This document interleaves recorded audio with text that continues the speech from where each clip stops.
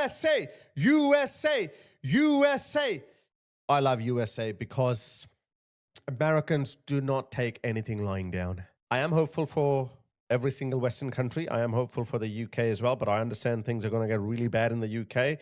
I am a little bit scared about Australia, a little bit, but I am more hopeful about Australia than I am about the UK.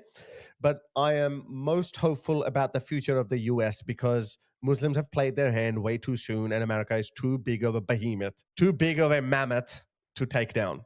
These medieval cultures are not going to bring the US down, but they have been able to make enough noise to get noticed. I've been covering this for a while, and I've been saying this for a while now.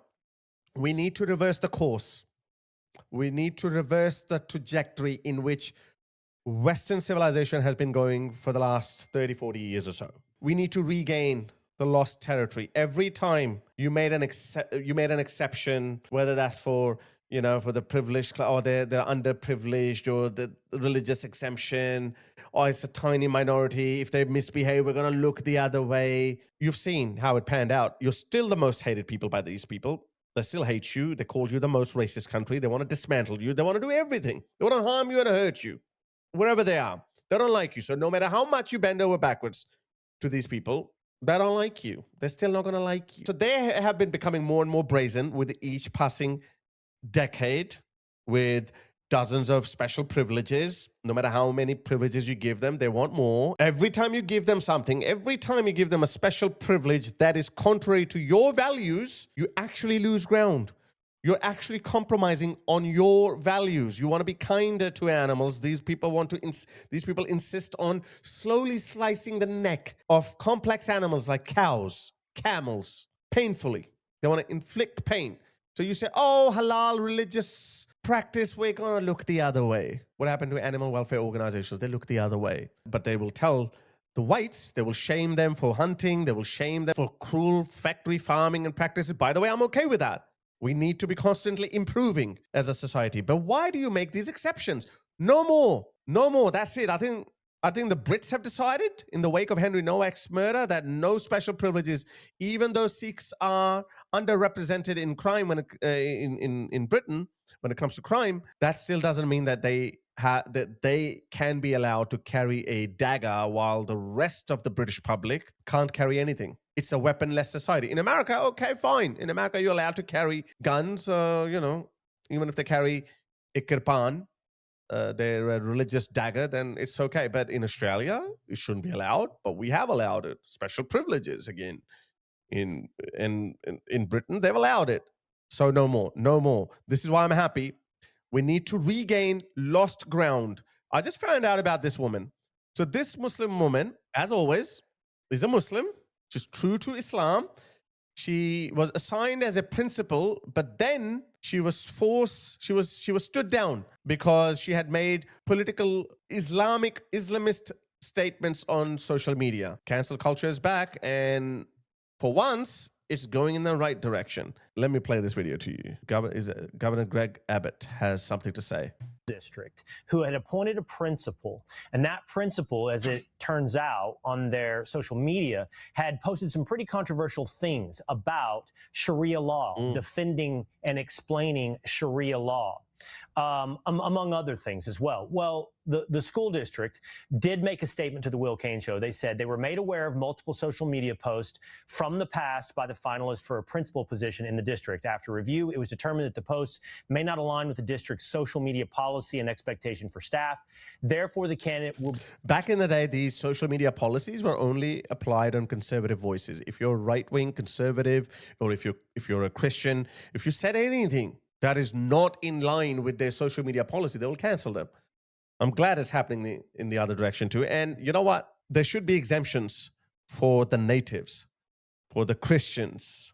You know, Muslims say, oh, you're allowed to ring church bells, so we should be allowed to blare the shrieks of Allahu Akbar, what they call adhan, over loudspeakers. No, no, no, no. That special privilege will be granted to Christians. You know what? This is actually a new position of me, because we need to reverse the course. I used to also believe, okay, if we should ban church bells too. I'm not in favor of blaring azan, but we should ban church bells too. No, no, you shouldn't. It's your culture. They're native to your culture, okay?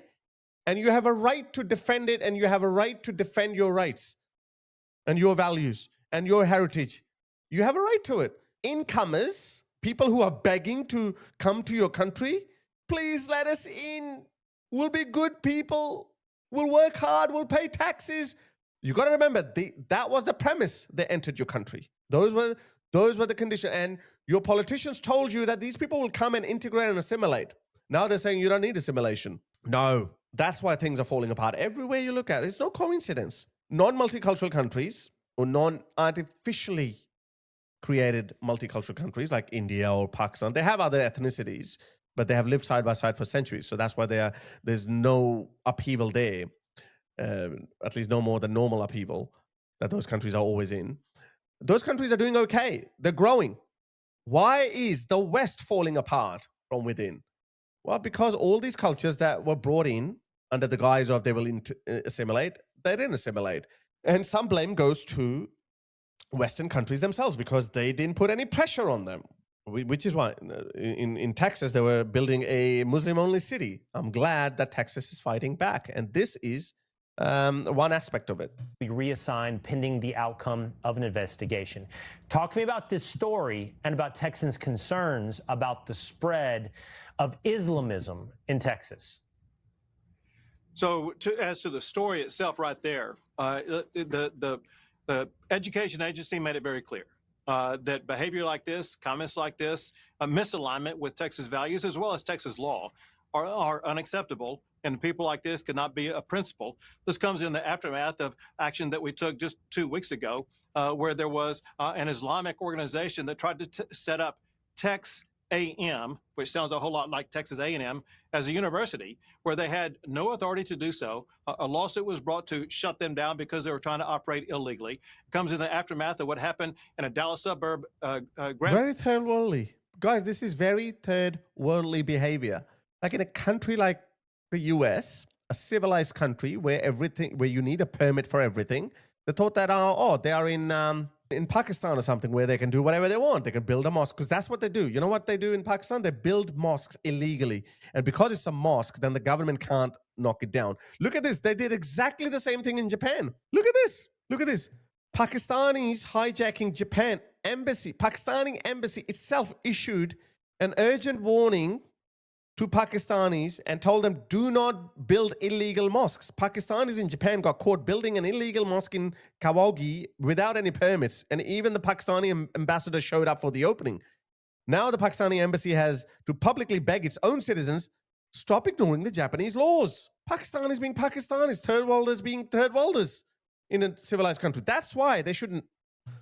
And that makes perfect sense. That's what Governor Greg Abbott just said. They were building this Texas A&M or whatever without necessary approvals. A&M, which sounds a whole lot like Texas A&M, as a university where they had no authority to do so. A lawsuit was brought to shut them down because they were trying to operate illegally. It comes in the aftermath of what happened in a Dallas suburb, Grand Prairie, where they tried to have a Muslim-only event in a public park location, and I ordered that it be shut down. Those are just some of the many actions that we've taken, including shutting down the attempt to create Epic City northeast of Dallas, Texas, where we are not going to allow the Islamification of Texas. We will not allow Muslim-only communities. We're not going to allow no-go zones or anything like that. In fact, there was a referendum on the Republican primary ballot about completely banning statewide Sharia law, and that's going to pass this next session when we get back into next session this next January. And so we've done more than any state to push back against any attempt to grow Islam or radical Muslim in our state. I love this guy, Governor Greg Abbott. I love him. Only if more Western politicians were like him. And I think there's something unique about America. I have to say this. USA, USA. Well done. Yeah, and that's what they do everywhere they go. That's straight out of the playbook. Because if you knock it down, if you knock it back, you say, no, you're not allowed to, then they're going to cry Islamophobia and it's racism, and they're going to try to hide behind this amendment, that amendment. And then the wokes, the useful idiots of the West, they will come out in their defense. But no more. I think the tide has turned. Look at this. Texas Attorney General candidate will treat Sharia law as organized crime. I want to live to see that day. Please. Please. I want to see this. Mays Middleton says, we are a Christian nation. I am taking on one of our biggest threats, which is Islamification. Yes. Yes, please talk like this. We have to speak in these terms. Sharia law is organized crime, and I will treat it as such. I also changed the law to stop these radical Muslims. Okay, let's have a listen. We are a Christian nation. We are a Christian state. Period. The end. I took on our foreign adversaries as well. Stopped China from buying our land, tripled border security, designated cartels as terrorists, and am now taking on one of our most growing and biggest threats, which is Sharia law and Islamification. You know, Sharia law is organized crime, period, and I will treat it as such. I also changed the law to stop these radical Muslim groups like CARE and Muslim Brotherhood from buying any property in Texas. That is a scorched earth answer. I want to break it into multiple parts, please, because what you said there is fascinating to me, Mays. And again, a very amazing for me. And I hope Britain and Australia will learn something. We're trying, guys. We are trying. And I don't want to sound too cocky, but I don't think these medieval barbarians are going to overthrow Western civilization like that. However, we shouldn't be too complacent either. welcome voice on the program. One, treating Sharia law as organized crime. Can you please unpack that? That's fascinating. Yeah, so look, we've got to make sure that everyone understands this is not a religious liberties issue. This is not a First Amendment issue, because if they're faithfully adherent to their ideology, and I call an ideology for a reason, in the Quran, they see us as the infidel that they can commit jihad against. This is an America First issue. This is a Texas First issue. This is a national security issue. Because I said that. I've been saying that this should be treated as a national security issue, because Muslims themselves, I've played hundreds of videos of imams in America challenging the US. Look at this. Look at this. This is a national security issue. Just look at this guy. America is the cancer. America, the American government, secularism, democracy, capitalism, these are cancers that have spread their illness all over the world. In America. But some of you might say this is free speech. At what point free speech turns into treason, right? Because the US government will have a right to suspend the Constitution and apply emergency or martial law in case there is a threat to the survival or the continuation of the US government. Yeah, that's my understanding. So let's say this guy is saying, I know he's a loser. He's probably, nobody listens to him. Nobody cares. But there are so many of them. Some Muslims do. A lot of Muslims believe that. But their number is small. But I have a hypothetical question. At what point free speech is not allowed? Obviously, when you suspend the Constitution. Aha, now we got you. Okay, so you want to overthrow the US government? Okay, we can do whatever we want.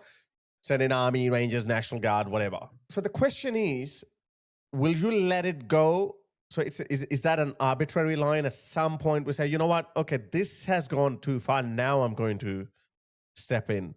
At what point will, if we agree that this is not going to be allowed, their goals will never be allowed to be materialized. The US government will never allow that. So why don't we bring back treason laws? This is not an issue of free speech. Free speech is meant to be, I hate my government. I hate my president. I hate this policy. I want this policy to be changed. Right? That makes sense. That's what free speech is for. You should be able to criticize your president. There are no kings. We have no emperors or dictators. That's the point of free speech. But if free speech is being used to dismantle the US government and replace it with a medieval form of government like a caliphate, then why would we allow that? Because now that's gone into treason. Some people say that, oh, free speech, we allow free speech, but not call to violence. Why? Why violence? Why do we draw a line there? So why can't we draw a line there? Okay, you can criticize this politician, that politician, presidents, this policy, that policy, but you cannot openly call to overthrow the US government. Because once the US government falls, let's just say that if the US government has fallen, then who's going to ensure the Second Amendment? Who's going to protect your free speech then? Because the U.S. government is protecting our free speech. But if you replace the U.S. government with something else, like the caliphate, then there's no free speech in a caliphate.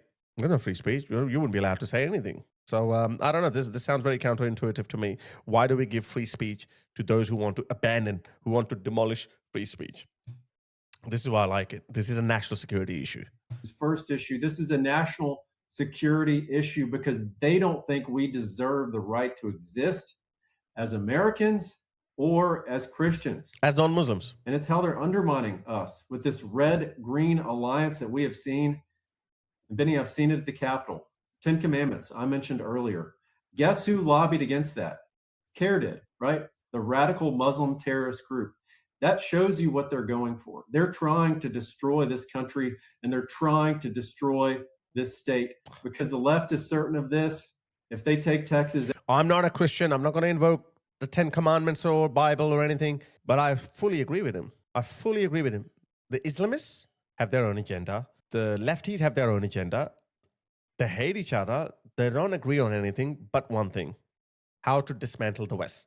They share their hatred for Western civilization, be it Christianity, be it the U.S. Constitution, or the West's imperial past, whatever that is. They want, both of them want to cause anarchy or overthrow the existing system so they can replace. Then they will fight with each other because that will be the time. Okay, who gets to rule the new world?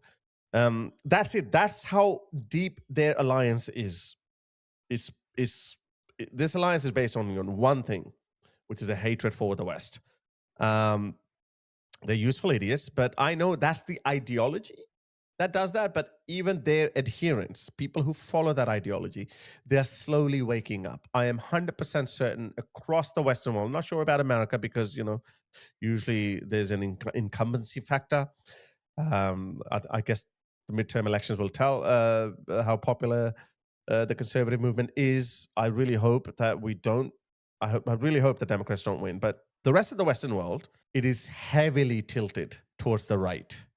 So those people, those wokes, those lefty lunatics of yesterday might be conservatives of tomorrow. So let's not lose hope. They've taken this whole country. We cannot elect a Republican president without Texas. They are well aware of that. And they are coming for us, like James Tallarico, for example. That guy is a lunatic. Yeah. This is a guy that says he's a pastor, and I use air quotes for a reason. Said there's a biblical argument for abortion. He said that God is non-binary transgender. He said it's un-Christian and un-American to display the 10 Commandments in schools. So you know what my reaction to that was? I bought 10 Commandments posters for all the schools in his district and donated them in his honor. Wow. So when I said that I'm not Christian, I'm not going to invoke the Bible or the 10 Commandments, but I agree with this guy. They want to dismantle the West, so don't let them.